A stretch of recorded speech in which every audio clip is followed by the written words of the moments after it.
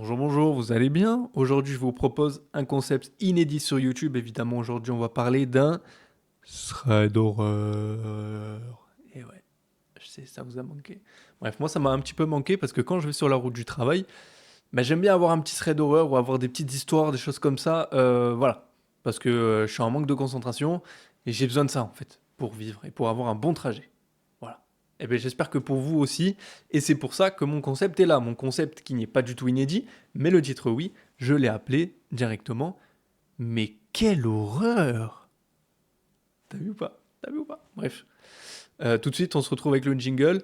On a aujourd'hui 4, 5 histoires. Et on commence par une petite histoire assez simple finalement. Go. Vous avez vu le titre? Ça va envoyer du lourd, les gars, parce que là, c'est du pavé, là. Hein. Attention, hein. Alors, elle nous dit: Bonjour, je suis nouvelle sur Reddit et je voulais vous partager mon histoire flippante qui continue encore. Pour des raisons de confidentialité, je ne souhaite pas donner mon prénom, donc je vais vous écrire mon surnom à la place à la fin de mon témoignage. Début d'histoire. Tout commence dans la nuit du jeudi 9 mars 2023 à vendredi 10 mars 2023, où je me réveille en sursaut après avoir fait un cauchemar plutôt traumatisant et assez spécial. D'ailleurs, après m'être réveillé, j'ai eu un sentiment d'inconfort énorme. Dans ce cauchemar, j'étais dans une pièce, sans fenêtre, où il y avait un lit, un seau, une échelle sur le mur. La pièce était très peu éclairée, il faisait froid et je me suis vu à moitié nu, accroupi dans un coin de la pièce. J'étais effrayé et en pleurs. Le sentiment que j'ai eu à ce moment-là, c'est que la pièce se trouvait sous terre. Elle était dans les backrooms, la sœurette. À part mon réveil, assez tourmenté par ce cauchemar plutôt chelou, mais aussi très flippant, il ne m'arrive rien le vendredi. Le lendemain, par contre, deuxième chose bizarre, un homme que je ne connais pas me demande un ami sur Messenger. Mais je vois qu'il est ami avec des potes à mes parents, donc je leur envoie un message pour savoir s'ils connaissent cette personne. Pendant que j'écrivais, l'homme m'envoie un message pour me dire qu'il m'avait croisé au parking du Super U d'un village, pas très loin de chez moi en plus, et que je lui avais donné mon numéro. Chose étrange, parce que je ne vais jamais au Super U et je ne donne pas mon numéro à des inconnus. Donc je lui réponds gentiment qu'il a dû se tromper parce que je ne vais jamais au Super U et pourquoi, s'il assure que je lui ai donné mon numéro, il continue à m'envoyer des messages. Entre-temps, une amie à mes parents m'avait répondu en me disant que oui, elle le connaissait. Il travaille à la mairie du village de mes parents. Il était un peu bizarre, mais pas méchant. Du coup, je décide de renvoyer un message au mec pour lui demander son âge, pour commencer. Il me répond 53 ans. J'en ai 28. Je me demande alors si cet homme n'est pas seul et ne cherche pas quelqu'un à qui parler. Donc je continue à lui écrire pour être gentil. Quelques minutes après, mon téléphone sonne et un homme répond. Il me dit qu'il est gérant d'une entreprise qui aide les personnes âgées et qu'ils étaient tombés sur mon CV. Moi, qui cherche un emploi mieux payé pour subvenir aux besoins de mes 3 enfants, je dis à l'homme que 28 ans, 3 enfants. Beau score. Je dis à l'homme que ça m'intéresse. On prévoit alors un entretien au bureau de l'agence. Sauf que l'agence, c'est une habitation et pas un local, car c'est un petit village. On prévoit de se rencontrer lundi dans l'après-midi. En même temps, l'autre mec continue à marceler avec des messages illisibles tellement il y avait de fautes. J'en ai fait énormément aussi, mais là c'était pire. Je décide donc de lui dire que désolé, j'ai des choses à faire et que je dois mettre un terme à la discussion, malgré quelques messages, une ou deux tentatives d'appel visio de sa part, il me laisse plutôt tranquille. Le lendemain, rebelote. Le mec m'écrit encore et il commence à être relou, du genre: es-tu célibataire? Tu habites où? Que fais-tu dans la vie? Puis-je t'inviter? Je lui réponds gentiment que je n'ai pas à lui répondre. Il a 53 ans et moi 28. C'est pas des questions qu'un homme de son âge pose à une femme de 28 ans. Ouais, mais il faut couper court là, faut lui dire dégage de là. Après cela, mon téléphone se met à sonner. C'est le patron de la veille qui m'appelle un dimanche pour me demander si je bois du café. Quoi? J'ai pas vraiment compris pourquoi le patron m'a posé cette question. Mais j'ai décidé de ne pas en tenir compte et je lui réponds naturellement oui. Après cela, j'ai été plutôt tranquille le dimanche. Le lundi, jour de mon entretien, j'ai été surprise de voir que je n'avais reçu aucun message du mec chelou. Je vous avoue, j'ai été contente. Arrivé l'après-midi, je prends ma voiture pour me rendre à l'entretien, Déjà, il y a des maisons de village partout. Donc des vieilles maisons, c'est ce qui ne m'inquiète pas. Parce que je sais que les entreprises dans le village de mes parents se situent dans des maisons comme celle-ci. Arrivé devant la maison qui se situait juste à côté de l'église du village, enfin collée à l'église plutôt, je toque et un mec de l'âge à mon père ouvre. Quand il me voit, il a un sourire assez bizarre. J'ai eu un sentiment de peur. Mais je me suis dit, tu as besoin d'un nouvel emploi. Enfin, arrête d'être parano, quoi. Il ne va rien t'arriver. L'homme me fait donc rentrer. Une fois la porte franchie, je n'ai pas eu le temps de regarder devant moi que la porte d'entrée avait été refermée à clé. Et ces mêmes clés avaient été retirées de la serrure. Ah, c'est chaud là, c'est chaud. Je comprends que quelque chose ne va pas, mais je reste calme. Il m'installe à la cuisine. De suite, quand je rentre, je remarque que ce n'est pas une entreprise, mais bien une habitation. Je trouve cela assez bizarre. Encore, et quand je regarde autour de moi, je remarque un nom et un prénom sur un courrier posé sur la table. Je me glace alors le sang quand je me rends compte que je suis enfermé dans une maison avec un homme qui me harcèle depuis plusieurs jours car il s'agissait de l'homme de Messenger. Oh, j'étais terrifié, mon cauchemar se repassait en boucle dans ma tête après cela. Il remarque que je suis pas bien et comprend vite que j'ai compris les intentions qu'il avait. Car de sourire joyeux, on passe à un sourire diabolique. Il se met à se rapprocher de moi, à essayer de me toucher. J'avais tellement peur que je me débattais, mais je n'arrivais pas à crier. J'avais peur, je voulais juste sortir de là. Après avoir essayé de me caresser les épaules, le dos, les jambes et les cheveux, j'entends que quelqu'un toque à la porte. Dans son regard, je ressens un dégoût suivi d'une couleur monstrueuse. Il décide de se rendre à la porte d'entrée. Pendant ce temps-là, j'enfile mon sac à main, je prends mon portable et mes clés pour me situer dans un angle où, quand l'homme ouvrira la porte, pourra me voir, quoi. Dès que la personne l'a vu, je me dirige vers la porte d'entrée en lui indiquant que je devais partir parce que mon chéri m'attendait. C'était pas vrai. Et je suis sorti. De là, le mec m'arrête pour me dire qu'il espérait me revoir bientôt pour un café chez lui, ou même un restaurant. Et il essaie de m'embrasser. Je le repousse en lui disant que j'ai quelqu'un, et là, il se met à rire et me dit « Et alors ?» De là, je suis parti, je me suis réfugié dans ma voiture, en pleurs, quelques rues plus loin, et beaucoup de choses se sont mises dans ma tête. Qu'est-ce qui s'est passé? Pourquoi moi? Une fois mes esprits retrouvés, je me souviens que sur sa table, il avait son téléphone allumé à ma page Facebook. Comme s'il en avait fait une fixette sur moi. Rassurez-vous, je l'ai bloqué de partout. Je suis allé voir les gendarmes qui n'ont rien fait. Même si je l'ai bloqué, je reçois toujours des notifications d'appel de sa part, des messages, des invitations.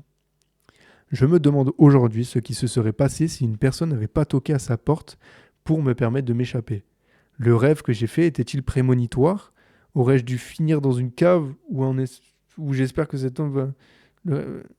Aurais-je dû finir dans une cave ou un bunker souterrain comme Natacha Campouche et Sabine Dardenne? Alors là, j'ai pas la ref là. Je l'ignore et je préfère pas y penser. J'espère que cet homme va m'oublier. J'ai peur de sortir de chez moi car je n'ai même pas si c'est véritablement un employeur et qui m'a... Bon, on a capté. Bon, la fin, elle est un peu chiadée. Hein. Je sais pas ce qui se passait vers la fin, ça s'est dégradé. Mais bref, donc là, on est sur une maman de 3 enfants qui a 28 ans, qui se fait draguer très lourdement sur Internet. Mais ce qui est flippant, c'est le cauchemar. Ouais. Putain, c'est chaud. T'imagines le rêve prémonitoire. C'était assez lourd, hein, franchement, mais j'ai pas tout compris la fin. Là. Bref, histoire suivante.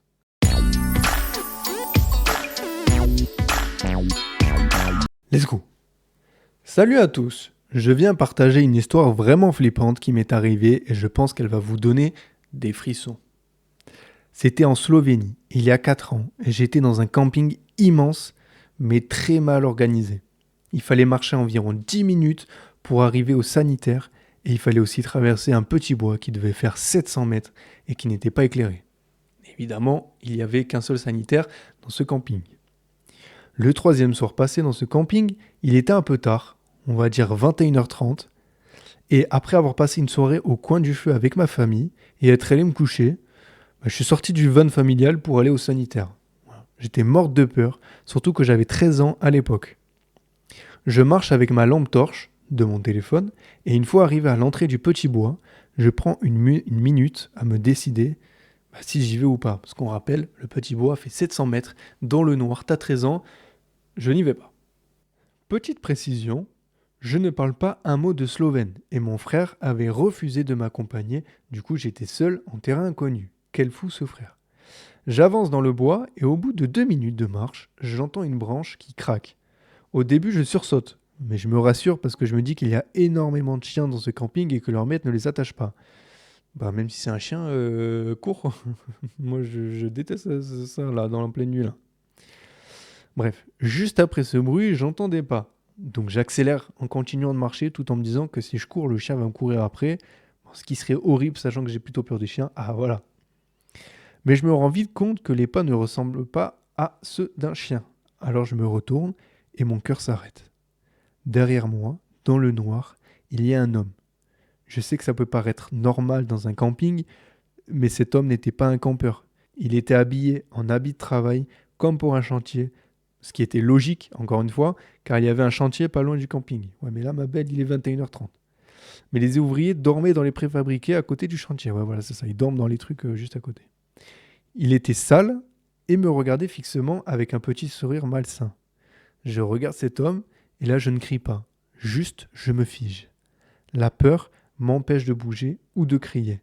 Mais mon cerveau réfléchit très vite. Je panique et je me dis que je vais mourir et que j'ai pas pu appeler à l'aide. Enfin, vraiment, il me reste que 2-3 minutes de course avant de sortir du bois et en plus, j'ai pas beaucoup de cardio, quoi.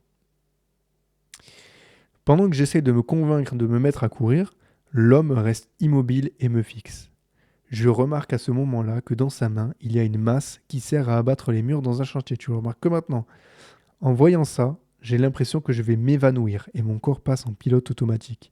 Je me mets donc à courir en lui hurlant de me laisser tranquille. Et j'essaye de gueuler au secours en anglais, bon, ce qui n'a aucun sens parce que personne ne peut m'entendre à cause de l'épaisseur du bois et surtout de l'heure tardive. Je n'entends pas l'homme me courir après, mais ce qui me glace le sang, c'est qu'au moment où je me mets à courir, il me hurle dessus en slovène des mots que je ne peux pas comprendre. J'ai couru beaucoup plus vite et plus longtemps que prévu grâce à l'énorme dose d'adrénaline que m'a provoqué la peur. J'ai donc pu arriver jusqu'aux toilettes et je me suis enfermé dans une cabine. Tu as lâché le classique, j'espère. J'ai pleuré sans pouvoir faire quoi que ce soit pendant 5 minutes, pour ensuite appeler mon père avec mon portable qui me servait aussi de lampe, et il est venu me chercher. Nous avons quitté le camping le lendemain matin sans alerter la police locale car l'homme n'a pas commis d'infraction et je n'ai jamais eu de nouvelles jusqu'à la semaine dernière. Mon père m'a dit qu'il était déjà en route quand je l'ai appelé parce qu'il a entendu l'homme hurler et il a cru qu'il ne reverrait jamais sa fille. Lorsqu'il a dû traverser le bois, il n'a pas vu l'homme qui avait dû prendre la fuite en entendant mon père hurler mon nom, mais le lendemain, on allait fouiller le bois car j'avais fait tomber un bracelet très important pour moi pendant ma course. Il est tombé sur une pipe de verre qui sert à prendre de la drogue avec une caméra, une bâche et une pelle. Il m'a raconté que là, à ce moment-là, il a cru qu'il n'allait plus jamais revoir sa fille. C'était une histoire vraie qui m'a énormément marqué et j'espère qu'elle plaira à cette super communauté. En tout cas, elle est très présente, mais tu t'es mis dans un bourbier à vouloir aller aux toilettes. Je sais que pour vous, les filles, c'est un petit peu compliqué, mais même dans ces cas-là, cherchez pas. Pourquoi tu veux faire 700 mètres dans une forêt? Pisse à côté. Chez Hop, c'est la nature, c'est tranquille, tu vois. En plus, c'est le noir. Pourquoi tu t'es mis dans un bourbier comme ça? Bon, au moins, t'as couru vite, c'est bien. T'as échappé au pire. Prochaine histoire.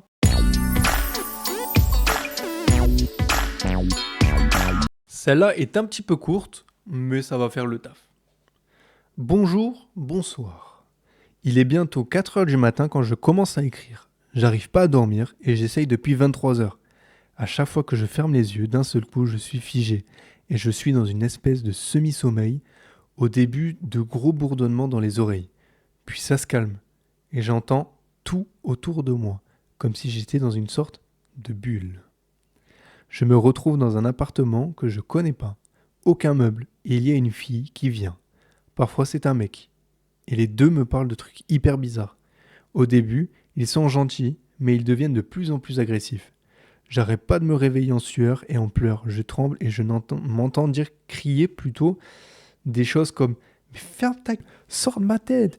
Et je suis tellement fatigué que je me rendors. Comme ça. Et ça recommence immédiatement là où ça s'était arrêté. Parfois, il n'y a plus personne, mais les deux reviennent assez vite et l'intensité des agressions augmente. C'est verbal et très violent. Ça s'arrête pas, je crois que je suis en train de devenir dingue, j'ai peur d'essayer de me rendormir. Pour info, j'ai pas pris de drogue, j'ai pas de traitement ni rien, je vis seul donc j'ai personne à qui parler de ça. Edith, ça m'était arrivé il y a une semaine ou deux, mais c'était pas pareil. Ça commençait aussi par un bourdonnement dans mes oreilles, mais j'avais les jambes qui se contractaient et tremblaient. Plus aucun contrôle sur mon corps. Et je voyais rien de spécial, ni personne, hein, juste du vide, mais l'impression que mes pensées s'effondraient sur elles-mêmes. Je sais pas comment expliquer ça autrement. Donc là, on est sur un cas, vous avez vu, l'histoire est quand même assez courte, mais on est sur un cas de rêve finalement. Là, le poteau nous raconte qu'il peut plus dormir, sinon il voit des visions d'horreur. Moi, je pense, on n'a pas le passé de cette personne, mais qu'il est sous gros traumatisme, ou alors il est sous gros manque de sommeil, parce qu'une fois il a fait un cauchemar et il en a fait un traumatisme. Je sais pas si tu vois ce que je veux dire. Mais bref, si vous avez des histoires comme ça, racontez-les. Moi, j'ai eu une histoire, ça c'était mon pire cauchemar ever. J'en ai vraiment un traumatisme parce que ça m'est resté dans la tête. Je devais avoir 10 ans, je pense. Ouais, quelque chose comme 10 ans. Et je dormais avec mon petit frère, donc on avait deux lits séparés. Donc lui, il était à droite, moi j'étais à gauche. Ou l'inverse, enfin bref. Et je pense qu'il était en plein milieu de la nuit. Et il y a ce rêve, enfin ce cauchemar qui arrive, donc c'est un fond noir. C'est un peu comme dessin animé, tu vois, t'as des petits personnages qui arrivent comme ça. Et il y avait de l'orage. Donc en fait, j'étais dans une maison, la maison était plongée dans le noir, et il y avait de l'orage dehors.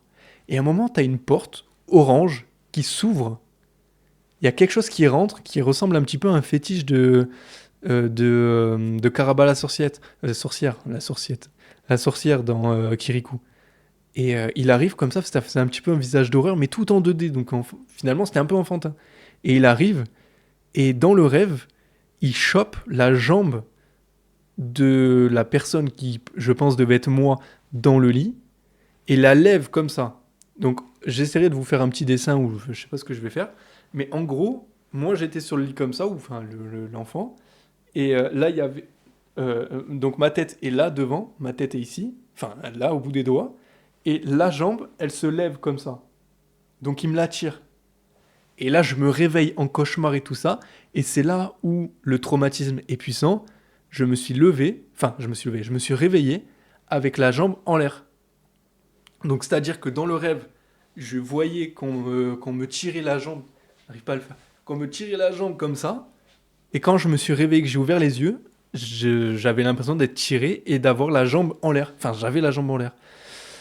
Voilà, c'était ma petite anecdote. Si vous avez eu des petites anecdotes comme ça aussi à me raconter, ça sera avec grand plaisir. C'est dans les commentaires.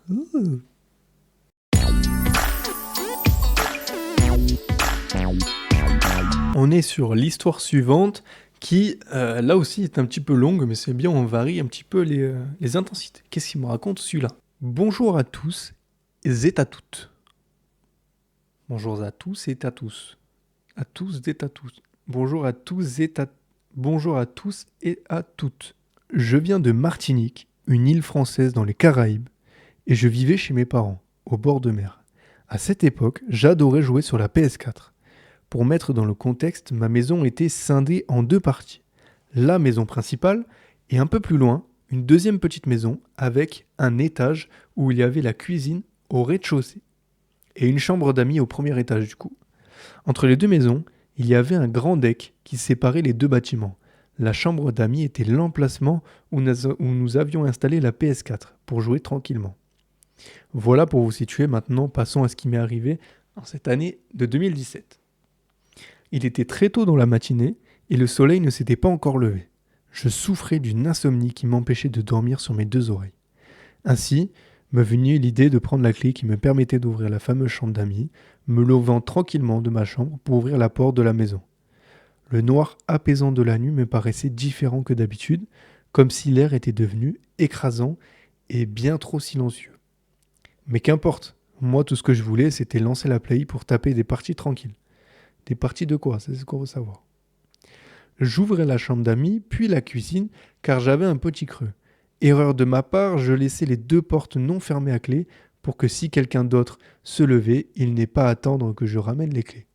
Alors me voici, dans la chambre, jouant sans faire de bruit, sans lumière, afin de ne pas me faire cramer. Une heure après, c'est là que commence le cauchemar. La porte de la cuisine grince et j'entends marcher sous le sol de la chambre. Quelqu'un est là.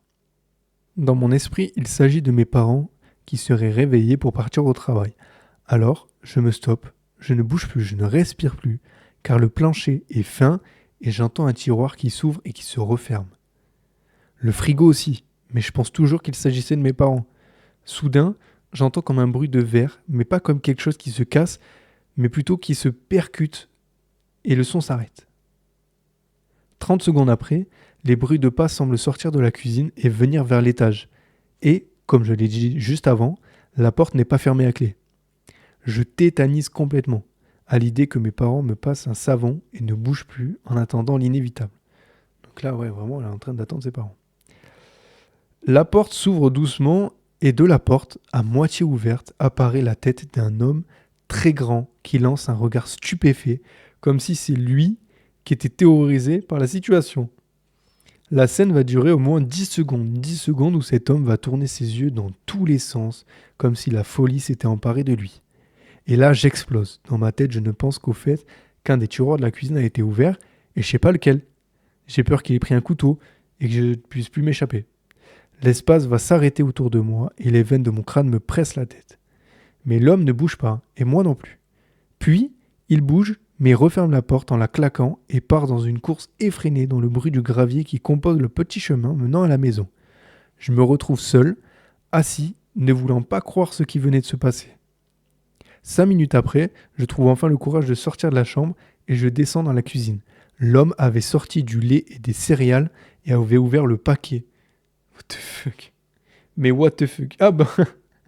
Je ne me fis pas prier, je courus voir mes parents racontant ce qui me venait d'arriver. Et là, l'histoire ne s'arrête pas. Non, la fin est tellement d'un what the fuck, écoutez. Mes parents se pressent de contacter la gendarmerie et 20 minutes après, les voilà arrivés. Au fait, vous vous souvenez du fait que j'ai précisé que j'habitais devant la mer? Les policiers, juste 30 secondes après, leur arrivée, m'interpellent et me demandent si l'homme qui nage dans la mer devant chez nous est l'homme qui est venu. Je me retourne vers la mer et je le vois. C'est lui, nageant dans la mer, joyeux comme un enfant qui découvre la plage, et je confirme que c'est lui. L'homme est interpellé, arrêté et placé dans le fourgon, et c'est là que l'histoire s'arrête. On ne me l'a jamais vraiment expliqué parfaitement à l'époque, on m'avait fait comprendre que l'homme était atteint de folie et qu'il n'est plus maître de lui-même. C'est ainsi que cette histoire s'arrête. Désolé pour la manière de raconter, je suis loin d'être un écrivain. Edith, bon, on s'en fout. En soi, là, on fait face à une histoire assez mignonne quand même, parce que lui, il va jouer à la play en scred, est un fou furieux qui arrive, qui se sert des cookies, du lait, qui s'ambiance tout seul, qui arrive devant lui, et qui claque la porte et qui se casse. Voilà. Bref, du coup, on est le matin, même en Martinique, je pense que l'eau est froide quand même le matin, mais bref. Mais en pensant à ça, faites attention les gars, fermez bien à clé. Moi je pense qu'il y a beaucoup trop de gens qui laissent passer le fait que ils se couchent sans vérifier la porte. Est-ce qu'elle est verrouillée ou pas? Vous se dites ouais peut-être. Mais les gars, imagine, même si vous êtes dans une résidence, croyez pas, hein, parce que quand à l'interphone il y a quelqu'un qui t'appelle et qui dit ouais est-ce que je peux rentrer? T'es pas là en train de lui dire non je pas envie, t'ouvres. Imagine il y a quelqu'un qui fait ça, hop il chope la première porte, elle est ouverte, c'est toi. C'est ciao mon pote, c'est ciao. Bon voilà, c'est sur ça que Mais quelle horreur épisode 1 se termine. Si jamais vous voulez un deuxième épisode, de toute façon je vais quand même le préparer même si vous en voulez pas, hein, voilà. Mais je serais content de savoir ce que vous en avez pensé dans les commentaires, si vous avez trouvé que c'était bien, le son s'il était bien, enfin tout quoi, si ça vous a plu. Et puis moi je vous retrouve bientôt pour un prochain épisode.